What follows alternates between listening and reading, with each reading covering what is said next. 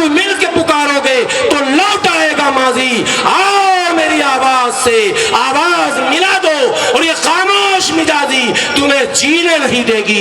इस दौर में जीना है तो कोहराम मचा दो, इस दौर में जीना है तो कोहराम मचा दो।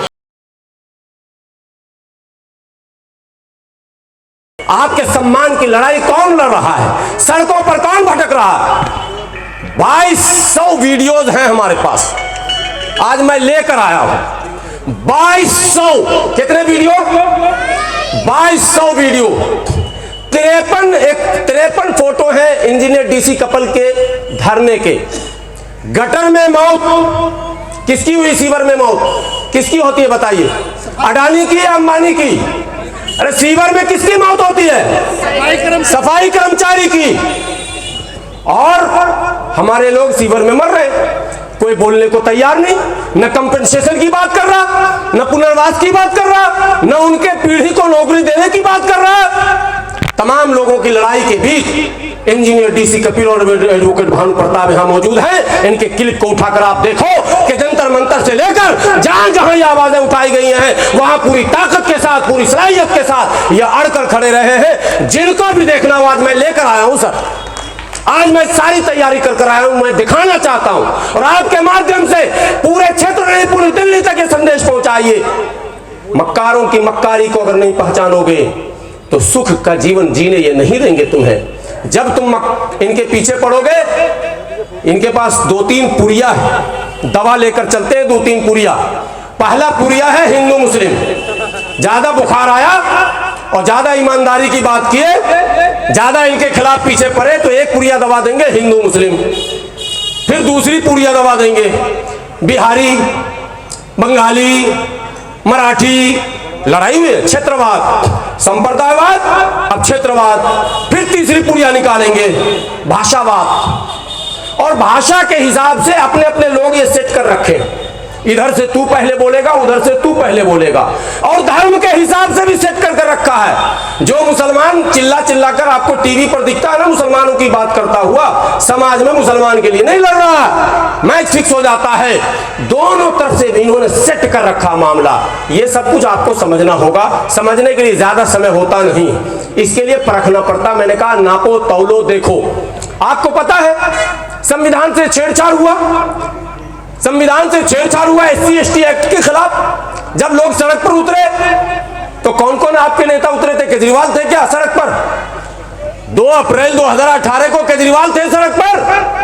अरे जोर से बोलिए ना भाई। राहुल गांधी जी सड़क पर थे क्या? मोदी जी थे क्या? आदेश गुप्ता जी थे क्या? आपके विधायक जी थे क्या? काउंसलर? अरे नहीं साहब, समाज था और सामाजिक योद्धा था, उसके खिलाफ वो भी क्लिप लेकर आया हूं। 2 अप्रैल 2018 को भारत बंद हुआ।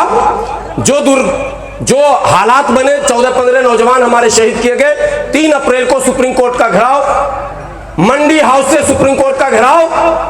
ये क्लिप है हमारे पास, बड़ी तादाद में हम लोगों ने किया, सरकार का विरोध किया।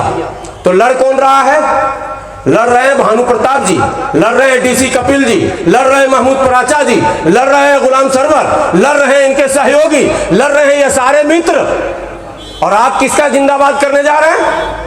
कहां जा रहे हैं आप? कहां खोए हुए हैं? उसका जिंदाबाद जो आपको मैंने परेशानियों में मुब्तला देखकर खुश हो रहा, जो आपको उदास देखकर खुश हो रहा, जो आपकी परेशानियों को कम करने की बात कभी नहीं कर पा रहा। CA NRC का मामला हुआ था, बड़ा मामला हुआ था दिल्ली में। बड़े बड़े तुर्रम खान नेता आपने देखे होंगे, लेकिन CA NRC में चट्टानी ताकत के साथ पत्रकार महोदय आप भी याद करेंगे, इंजीनियर डीसी कपिल साहब को याद कर ले, भानु प्रताप जी को पूरे भारत का दौरा किया था। पूरे भारत की बात कर रहा हूं। एडवोकेट भानु प्रताप, मैं जब पहुंचा लखमीनिया, वकील साहब को याद आ जाएगा, मैं मंच पर जब गया लखमीनिया तो देखा कि वकील साहब की तस्वीर पहले से लगी हुई है मंच पे ही। मैंने पूछा, बोले कल ही तो गए हैं यहां से। तो पूरे भारत का दौरा किया। इंजीनियर डीसी कपिल 3 दिन नजरबंद रहे, बहुत बड़ी सभा की देवली पहाड़ी के अंदर। लड़ाई लड़ रहे हैं साहब। जब जब आपके ऊपर संवैधानिक संकट आया, सामाजिक संकट आया, चाहे वो मजदूरों की लड़ाई हो, मजलूमों की लड़ाई हो, अल्पसंख्यकों के हितों की लड़ाई हो, SC ST की लड़ाई हो, तमाम लड़ाइयों में अपने बच्चों को छोड़कर, अपने बीवी बच्चों को त्याग कर कह लें आप, मैं त्याग शब्द कह रहा हूं। सुबह घर से निकलते हैं, रात के 1 बजे पहुंचते हैं, इससे बड़ा त्याग क्या होगा आप बताओ।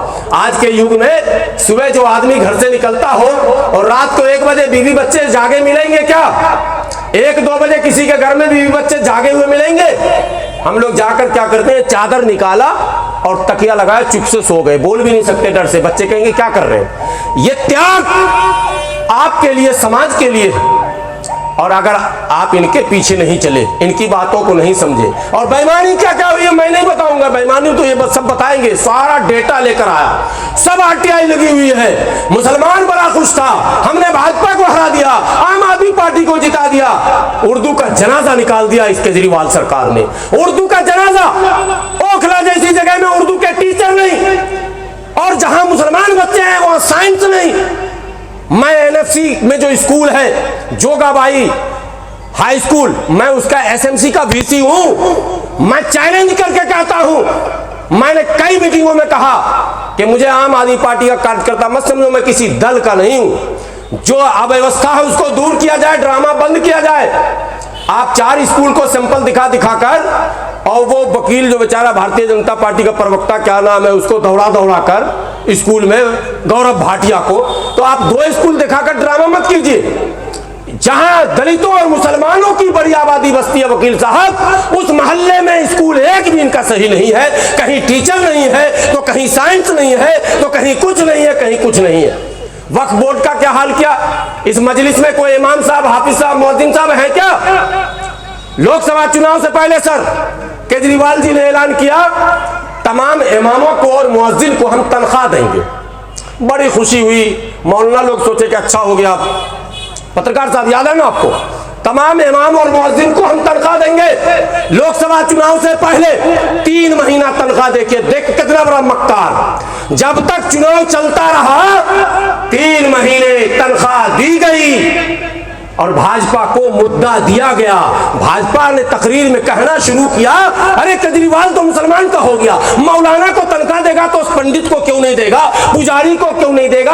अरे केजरीवाल तो किसी का नहीं हुआ, पुजारी को भी नहीं दिया, मौलाना को भी नहीं दिया, भाजपा को दिया मुद्दा और मुसलमानों को ठग लिया। अब इमाम बताए यहां पर कि तनख्वाह मिल रहा क्या? अरे तनख्वाह मिल रहा साहब, इमाम साहब तनख्वाह मिल रहा आपको, फिर क्यों आपने मुद्दे को खराब किया? क्यों आपने भाजपा को मुद्दा थमाया? यह सबसे बड़ा मुद्दा है। इसलिए ठगने वाले सावधान हो जाइए। हम जैसे हजारों लोग अब तैयार हो रहे हैं, हम ठगने नहीं देंगे। इसीलिए मैंने कहा सबको शौक है राजनीति करने का। DC कपिल साहब किसी पॉलिटिकल पार्टी में जाएंगे तो नहीं लेगा क्या, भगा देगा क्या? अरे मैं किसी पार्टी में जाना चाहूंगा, कोई भगाएगा क्या हमको? लेकिन 17 साल हो गए दिल्ली में, किसी दल की गुलामी नहीं किया हूं। यह रिकॉर्ड बनाकर रखा हूं कि समाज के लिए लड़ना है, समाज के लिए जीना है, समाज के लिए बोलना है, समाज के लिए चलना है और समाज के लिए सोचना है। इसलिए दल में जाओगे तो गुलामी करनी पड़ेगी। केजरीवाल की जय, मोदी जी की जय, राहुल जी की जय। हम कहते हैं समाज की जय, समाज के लिए आगे आओ। इसलिए सामाजिक लोगों का आगे आना जरूरी है। मुद्दा यह है, सुबह शाम हम मोदी चालीसा और केजरीवाल चालीसा पढ़ेंगे तो पार्टी में रहेंगे, नहीं तो लात मार के निकाल दिए जाएंगे। यही दलों की स्थिति है। आपको जो उनके सुपर बॉस जो सुप्रीमो होते हैं, उनकी आरती करनी पड़ती है सुप्रीमो की। कौन कहता है धार्मिक लोग हैं राजनीति में? अरे ये लोग जो अपने सुप्रीमो का गुणगान गा रहे हैं, ये धर्म का भी अपमान कर रहे हैं। इन्हें समाज का, क्योंकि समाज में भगवान वास करता है, सुप्रीमो में नहीं। तो ये एक बहुत बड़ी बात है और इस मुद्दे पर संघर्ष हम लोग निरंतर कर रहे हैं। लेकिन साहब हम लोगों के पास प्लेटफॉर्म नहीं है। आज पहली बार मुझे खुशी हो रही है कि बहुत ज्यादा कैमरा लग गया मेरे आगे। हम लोग तो तरसते हैं कि इतना कैमरा कब लगेगा भाषण में। कैमरा नहीं लगता, कैमरे पर और कलम पर पहरा है। तुम क्रांतिकारियों को दिखा नहीं सकते। एडवर्टीजमेंट में तो कुछ और दिखाया जाएगा, मीडिया में तो कुछ और दिखाया जाएगा। आपके हितों की लड़ाई लड़ने वालों को तो किनारे लगाया जाएगा, ज्यादा उछलेगा मछली की तरह तो जेलों में पहुंचाया जाएगा। और लंबी सूची है, मैं नाम नहीं ले सकता, कितने बेकसूर नौजवान जेल में हैं जिन्होंने सिर्फ हक की बात की थी, सिर्फ समाज और संविधान की बात की थी, सिर्फ इंसानियत की बात की थी, अमन और इंसाफ की बात की थी, उन्हें जेल की सलाखों में डाल दिया गया है। और जो लोग फितना और फसाद फैलाते हैं, जो लोग अमन को नुकसान पहुंचाते हैं, जो लोग इंसानियत को, मानवता को तार तार करते हैं, उन्हें खुलेआम घूमने दिया जा रहा है और भाषण करने दिया जा रहा है। इसी व्यवस्था के खिलाफ देशभक्त भारत मोर्चा मैदान में आई है।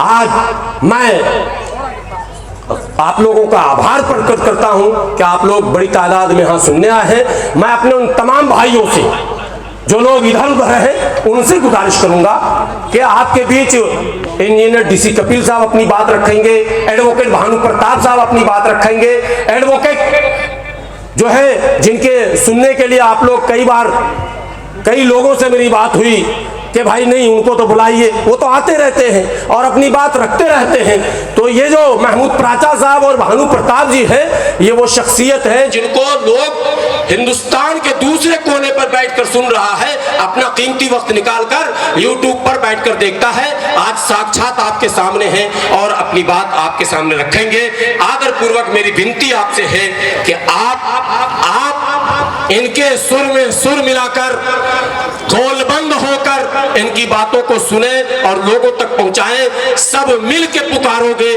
तो लौट आएगा माजी। माजी कहते हैं अतीत को, गुजरे हुए दिन को। सब मिल के पुकारोगे, टूट फूट कर हिंदू मुस्लिम सिख ईसाई अगड़ा पिछड़ा बनकर नहीं, बिहारी यूपी और बंगाली बनकर नहीं, सब मिल के पुकारोगे तो लौट आएगा माजी। आओ मेरी आवाज से आवाज मिला दो और ये खामोश मिजाजी तुम्हें जीने नहीं देगी। इस दौर में जीना है तो कोहराम मचा दो, इस दौर में जीना है तो कोहराम मचा दो।